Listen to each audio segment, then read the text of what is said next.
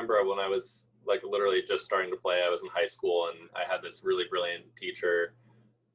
And I kept being like, oh, like I was just figuring out like all the best musicians. Like I was learning about like B.B. King and Buddy Guy and Sunhouse, like all these old blues musicians. And I was like, I want to sound like him. And then I'd find some new guitar player. Oh, I want to be him now. You know what I mean?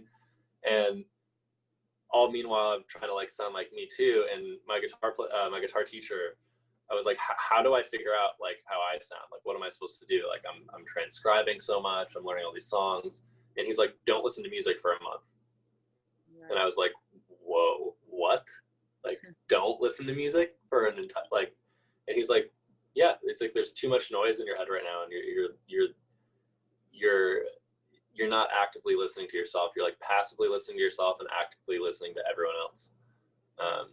And I did that. And then I started kind of figuring out like, you know, or not necessarily figuring out how I sound, but I started really hearing what I had to say over the kind of voices and of everything else. And it doesn't even have to be like that you stop listening to like your favorite musicians or something, but almost, you know, every musician kind of compares themselves to the next person and whatever. You hop on Instagram or Facebook or YouTube and there's instantly, you know, 100,000 of the best musicians in front of our fingertips every day. And it's like, you know, maybe you just practiced for 2 hours and you're feeling amazing about guitar. And then you're like, oh, look, oh, wow, I suck. Everyone else, you know what I mean? Like, so maybe like sometimes tuning out of that, you kind of stop, the pressure gets lifted because it's like, oh, I don't have anyone to compare myself to. I can kind of just listen to, you know, what makes me happy and what's kind of inside of you will start just pouring out. You'll never kind of shake your influences, you know, because it's kind of,